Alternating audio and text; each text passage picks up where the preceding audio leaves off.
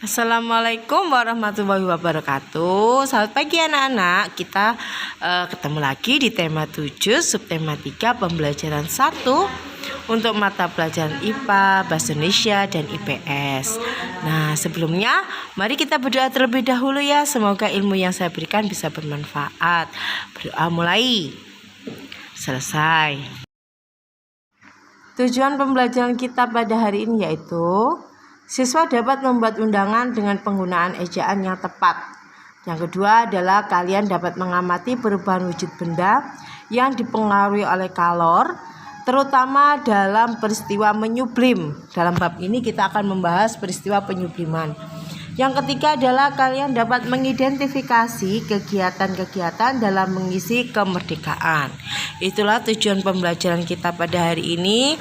Marilah kita mulai pembelajaran kita dengan menyaksikan video pembelajaran yang akan saya tayangkan. Perhatikan baik-baik ya anak-anak.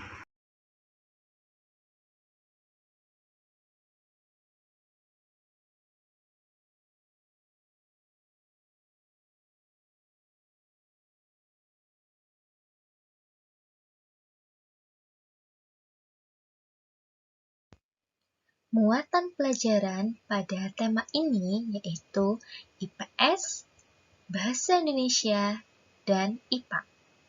Pada IPS, kita akan belajar mengenai KD 3.4, yaitu mengidentifikasi faktor-faktor penting penyebab penjajahan bangsa Indonesia dan upaya bangsa Indonesia dalam mempertahankan kedaulatannya. Kemudian 4.4 yaitu menyajikan hasil identifikasi mengenai faktor-faktor penting penyebab penjajahan bangsa Indonesia dan upaya bangsa Indonesia dalam mempertahankan kedaulatannya. Pada Bahasa Indonesia, kita akan belajar mengenai KD 3.9, yaitu mencermati penggunaan kalimat efektif dan ejaan dalam surat undangan. Kemudian 4.9 yaitu membuat surat undangan dengan kalimat efektif dan memperhatikan penggunaan ejaan. Pada muatan pelajaran IPA, kita akan belajar KD 3.7 yaitu menganalisis pengaruh kalor terhadap perubahan suhu dan wujud benda dalam kehidupan sehari-hari. Dan 4.7 yaitu melaporkan hasil percobaan pengaruh kalor pada benda. Coba kamu amati gambar berikut ini. Gambar apa sajakah ini? Ya, gambar-gambar tersebut merupakan contoh peristiwa atau kegiatan positif dalam rangka mengisi kegiatan kemerdekaan.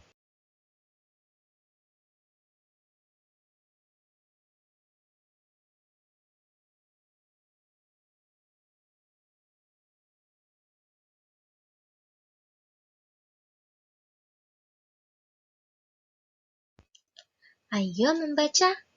Anak-anak, di sini terdapat sebuah bacaan dengan judul Kegiatan Mengisi Kemerdekaan Negara Indonesia. Bu Guru bacakan ya.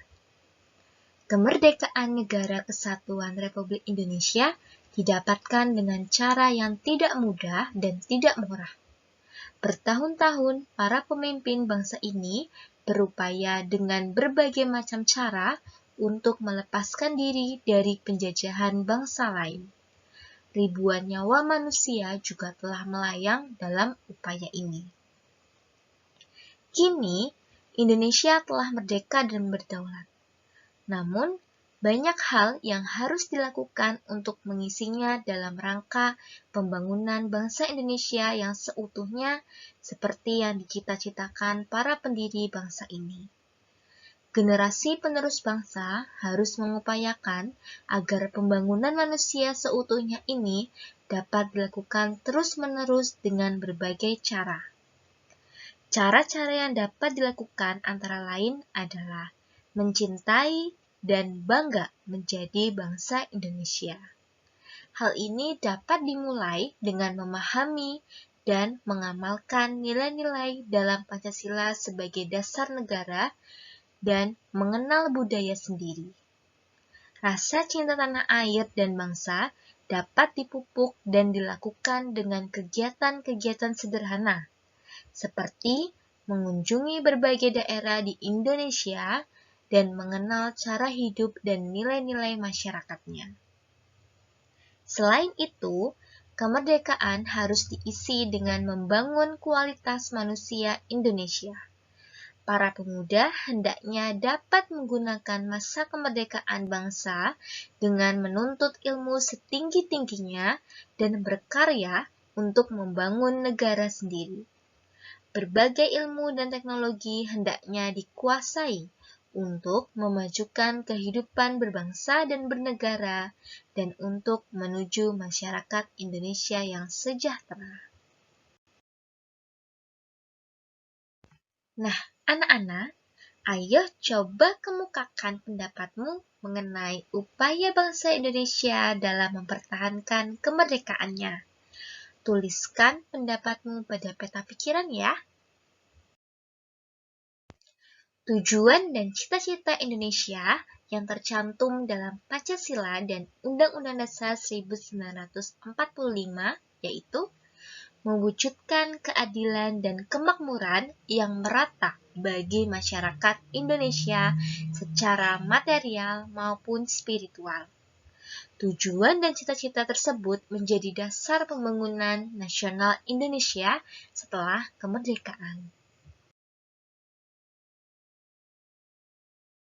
Usaha dan kegiatan pembangunan di negara kita sudah dilakukan sejak negara merdeka oleh pemerintah hingga sekarang. Pembangunan nasional Indonesia merupakan pembangunan manusia Indonesia seutuhnya. Artinya, pembangunan semua aspek dan bidang kehidupan. Tidak hanya pembangunan fisik, tetapi juga manusia Indonesia seutuhnya. Pembangunan tidak dapat dilakukan jika kita belum merdeka dan berdaulat sebagai sebuah negara dan bangsa yang diakui dunia.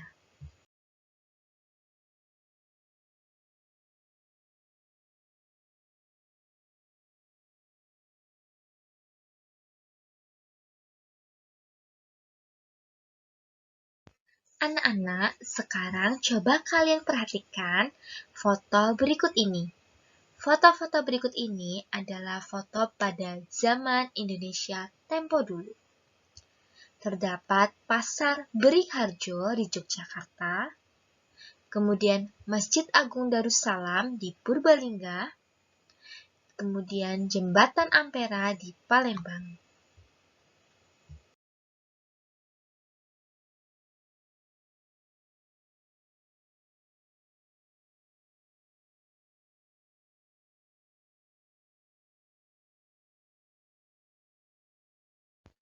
Kemudian kalian lihat Indonesia pada tempo sekarang.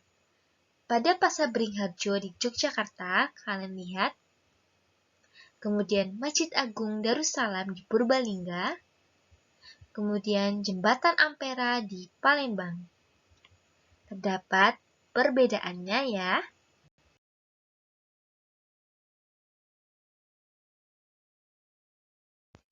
Bangsa Indonesia masih memerlukan pembangunan secara menyeluruh di berbagai bidang baik ekonomi, sosial, budaya, dan politik.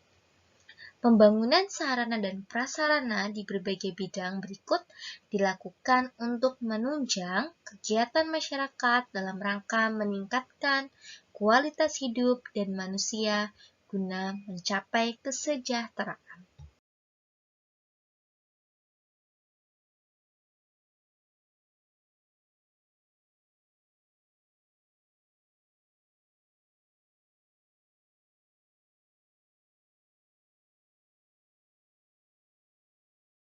Berikut ini adalah contoh pembangunan di Indonesia, antara lain pembangunan jalan tol di Jakarta, pembangunan jembatan di Jawa Barat, pembangunan sekolah di Jawa Tengah, pembangunan masjid di perkampungan, dan pembangunan pasar di Surabaya.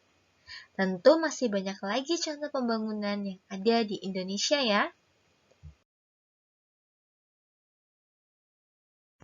Banyak peristiwa yang terjadi di dalam kehidupan kita. Ada peristiwa-peristiwa yang dianggap penting dan patut dirayakan bersama orang lain. Untuk itu, diperlukan sebuah surat undangan untuk merayakannya bersama orang lain. Contohnya pada saat perayaan kemerdekaan.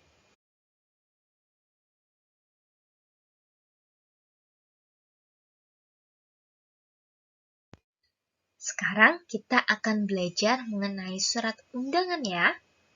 Apa itu surat undangan? Surat undangan adalah surat yang berisi pemberitahuan dan permintaan kesediaan seseorang untuk menghadiri suatu acara atau kegiatan. Kalimat yang digunakan dalam undangan haruslah efektif, yaitu singkat, jelas, dan padat. Tujuannya agar orang yang membacanya dapat segera mengerti isinya. Surat undangan dibagi menjadi 3 macam, yaitu undangan resmi, undangan setengah resmi, dan undangan tidak resmi. Undangan resmi adalah undangan yang mengatasnamakan sebuah instansi atau organisasi dan kedinasan. Biasanya dipergunakan untuk kepentingan kedinasan.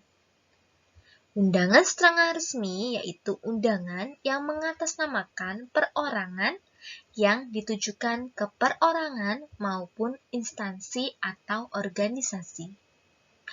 Undangan tidak resmi adalah undangan yang mengatasnamakan perorangan yang ditujukan kepada perorangan untuk kepentingan perorangan, seperti undangan ulang tahun.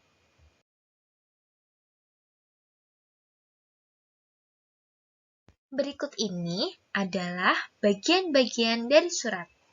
Terdapat kepala surat, kemudian nama dan alamat tujuan, kemudian pembuka surat, lalu isi surat, lalu penutup surat, dan yang terakhir terdapat tempat dan tanggal surat, serta pembuat surat.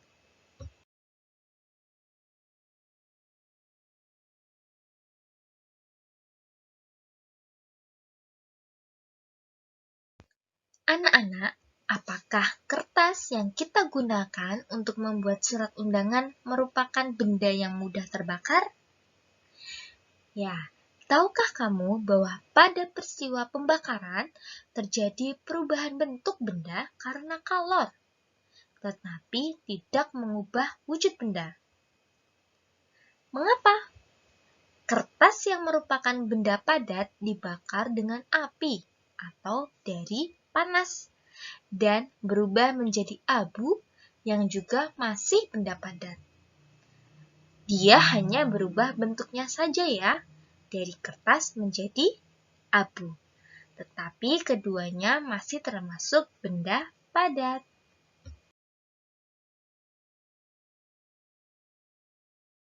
Pengaruh kalor terhadap suhu benda. Panas dapat mempengaruhi perubahan suhu benda. Jika kalor diberikan pada benda, maka suhu benda tersebut akan naik.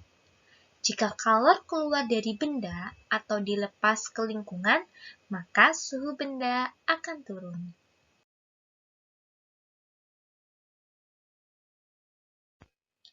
Pengaruh kalor terhadap wujud benda. Perubahan wujud benda terjadi di sekitar kita.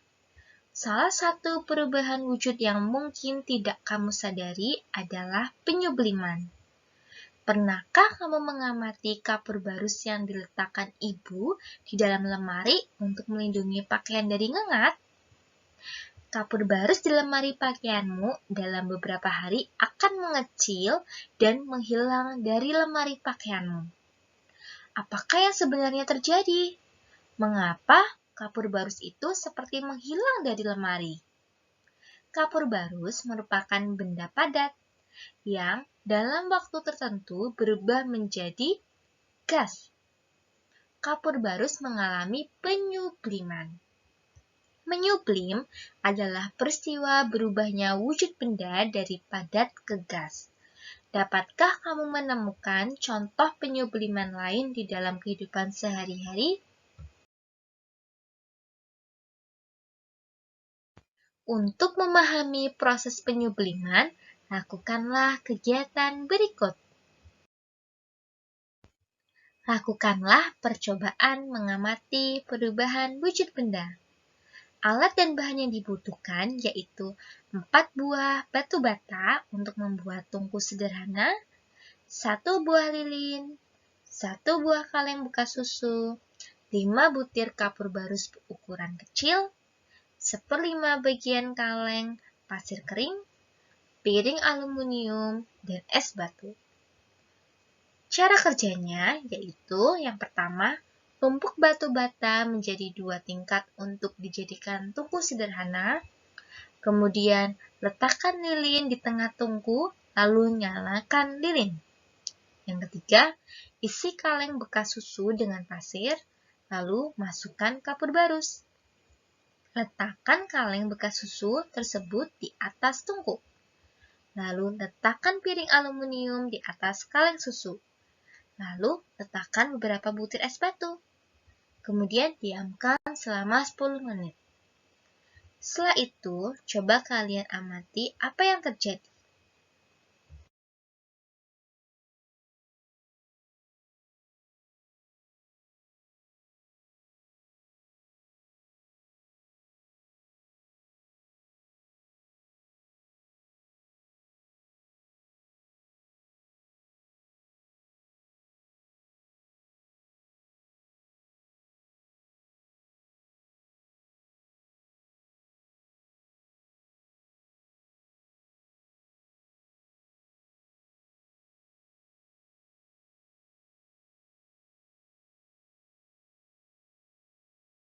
Nah, setelah kalian menyaksikan tayangan tadi, Ibu akan ulas sedikit tentang surat undangan. Surat undangan itu merupakan surat yang berisi pemberitahuan dan permintaan kesediaan seseorang untuk menghadiri suatu acara atau kegiatan.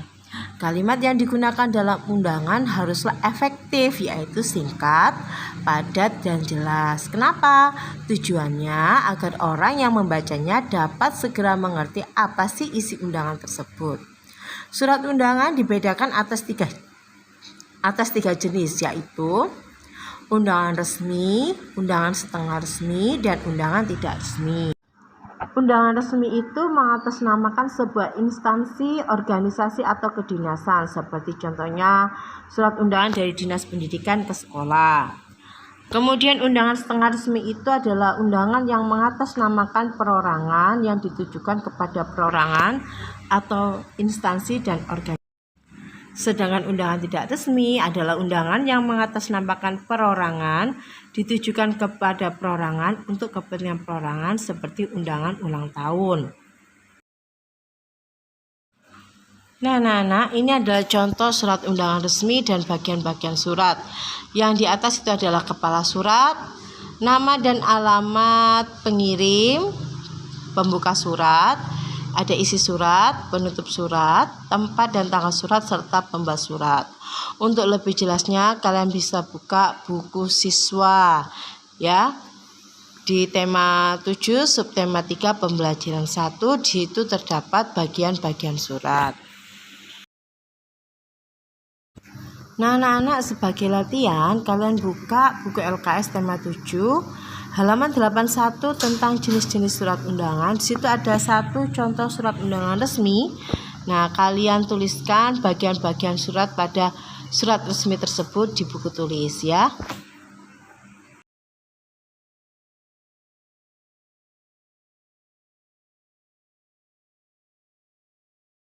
Untuk tugas IPA, bacalah terlebih dahulu buku LKS tema 7 halaman 82 tentang peristiwa penyubliman.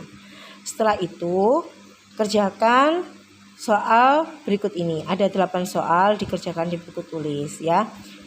Jika kurang jelas, kalian bisa melihat di buku siswa dan juga buku LKS tentang peristiwa penyubliman. Berikut ini adalah soal IPS tentang peristiwa mengisi kemerdekaan Indonesia.